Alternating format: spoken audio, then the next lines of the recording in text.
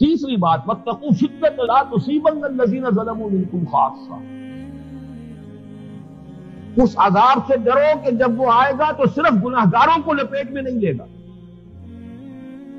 وہ اجتماعی نظام اگر غلط ہے، باطل پر ہے، حرام پر ہے، تو چاہے آپ خود ذاتی طور پر اس حرام میں حصہ نہیں لے رہے، آپ بھی اس میں شامل ہیں، اسی معاشرے میں رہ رہے ہیں کہ نہیں، وہی کھا پی رہے ہیں کہ نہیں، وہی شادی بیاہ کی ہے کہ نہیں، وہی کی استراحت سے استفادہ کر رہے ہیں کہ نہیں، وہی کی ایمینٹیز سے فائدہ اٹھا رہے ہیں کہ نہیں، آپ اس کا جز، لہذا جب عذاب آئے گا تو آپ بچیں گے نہیں۔ حضور نے اس کو اس حدیث سے بھی بیان کیا ہے، ایک سمندری جہاز کا تصور کرو، کچھ لوگ عرشے پر تھے، کچھ لوگ نیچے تھے، تو نیچے والے آتے تھے، اوپر پانی لیتے تھے، بالٹی لے گئے تو کسی کا عرشے والے پر بیٹھا ہوا پانی گر گیا، اس نے ذرا ریزلٹ کیا، انہوں نے نیچے والوں نے کہا جی ہم اپنے پیندے میں سوراخ کر لیتے، پانی یہاں سے لے لیا کریں گے۔ اب اگر انہوں نے پیندے میں سوراخ کر لیا تو اگر جہاز ڈوبے گا تو کیا صرف نیچے والے ڈوبیں گے یا اوپر والے بھی ڈوبیں گے؟ کس قدر واضح مسئلہ۔ اگر ہاتھ نہیں روکو گے تو تم بھی ڈوبو گے۔ عذاب الہی سے بچنے کی صرف ایک صورت ہے، نہیں انل منکر، بدی کو روکنے کے لیے ایڑی چوڑی کا زور لگائے رکھو، سب کو پکڑو، شاید اللہ تعالیٰ چھوڑ دے گا، اور چھوڑ دے گا، وعدہ ہے۔ یہ سورہ اعراف میں بھی آیا، فَأَنجَيْنَا الَّذِينَ يَنْهَوْنَ عَنِ السُّوءِ، ہم نے ان لوگوں کو بچا لیا کہ جو برائیوں سے روک رہے۔ لیکن اگر برائی سے روکا نہیں، اس کا کیا مطلب ہے؟ آپ ریکنسائل کر چکے ہیں، آپ کی ٹیسٹ اپروول شامل ہے، آپ اس کے ایبیٹرز ہیں، آپ اس کے ساتھ تعاون کر رہے ہیں، آپ وہاں کی ملازمتیں کر رہے ہیں، اس کی گاڑی کو چلا رہے ہیں، آپ بینک میں ملازمت کر رہے ہیں، پورے سودی نظام، پوری دنیا کے سودی نظام کو سپورٹ کر رہے ہیں۔ آپ کے 8 گھنٹے روزانہ کس کام میں لگ رہے ہیں؟ آپ کسی اور کام میں لگے ہوئے ہیں کہ جو غلط ہے، کیا کر رہے ہیں؟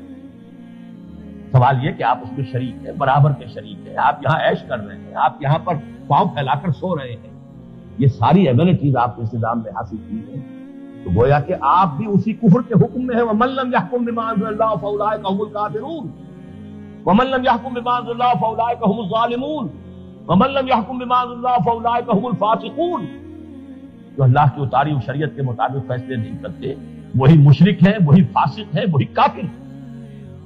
بتوں سے تجھ کو امید ہے، خدا سے نو امیدی، مجھے بتا تو صحیح اور کافری کیا ہے؟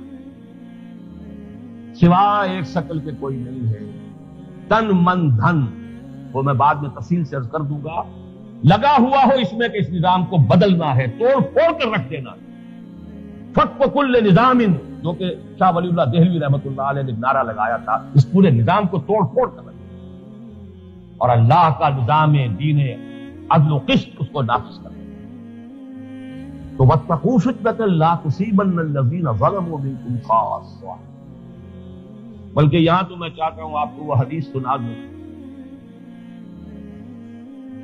کہ ایک شخص کی انفرادی نیکی کس انتہا کو پہنچی ہوئی، لیکن اللہ کی نگاہ میں وہ کتنا بڑا مجرم۔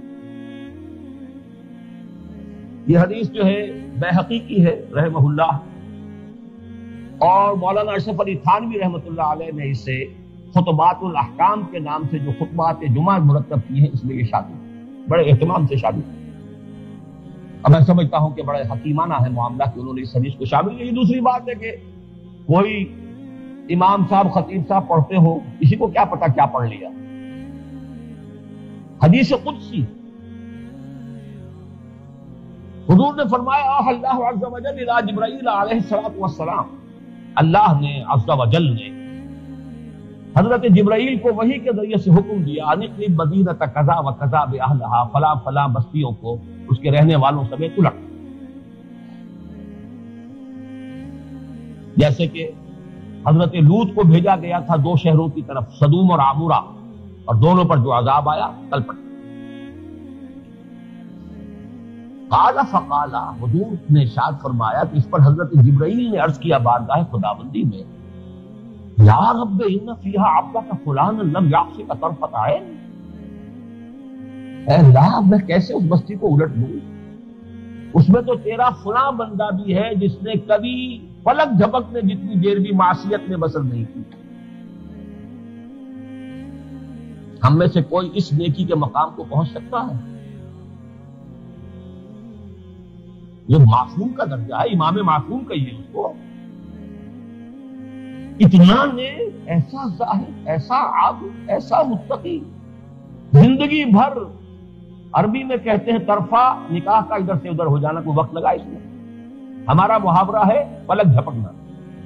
پلک جھپکنے جتنی دیر بھی کبھی معصیت میں گناہ میں بسر نہیں کی اس نے، اس شخص کو بھی ہلاک کر دوں. قال فقال، حضور نے فرمایا کہ اللہ نے ارشاد فرمایا اقلبھا علیہ وعلیہ، الٹو اس بستی کو پہلے اس مردود پر اور پھر دوسروں کو. کیوں؟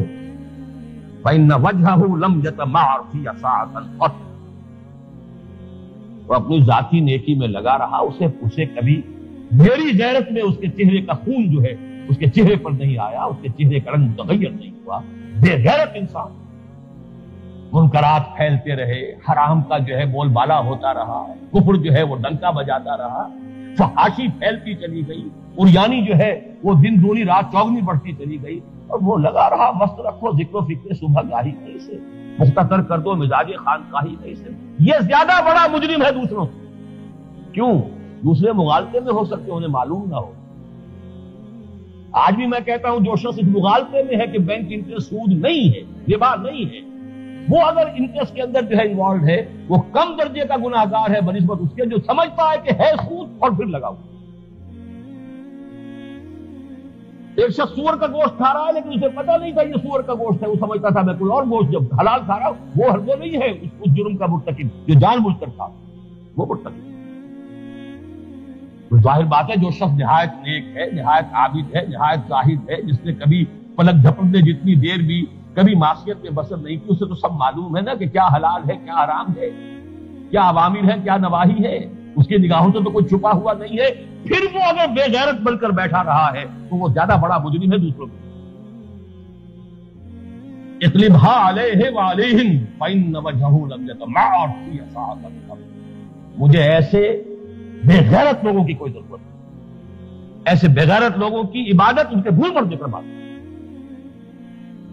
تمہیں کوئی ماں کی گالی دے جائے تو برداشت نہ کر سکو، طاقت ہو تو جانے نہ دو، اور طاقت نہ ہو تو کم سے کم یہ کہ پورے جسم کا خون تو ایک دفعہ چہرے میں آ جائے گا، آنکھوں میں آ جائے گا، کانپو گے تو صحیح کھڑے ہو کر. اور میری شریعت کی دھجیاں بکھرتی نہیں، میرے دین کے احکام کا استحضاء ہوتا رہا. تم لگے رہے اپنے بال بچے، اپنے دھندے، اپنے کاروبار، اپنی فیکٹریاں، اپنی دکانیں، اپنے بزنس، اپنے پروفیشنز، اپنی بلڈنگیں، اپنی کاریں، اپنے ٹیلی ویژن. اس کے سوا تمہیں کسی چیز کا ہوش تھا؟ تم سمجھتے ہو تمہاری داڑھیوں سے اللہ تعالیٰ دھوکہ کھائے گا، تمہاری نمازوں سے دھوکہ کھائے گا؟ کیا تم سمجھتے ہو کہ ہم جانتے نہیں؟ افتؤمنون ببعض الکتاب وتکفرون ببعض فما يفعل من ذلك فما جزاء من يفعل ذلك منكم الا خزي في الحياة الدنيا ويوم القيامة يردون الى اشد العذاب وما الله بغافل عما تعملون.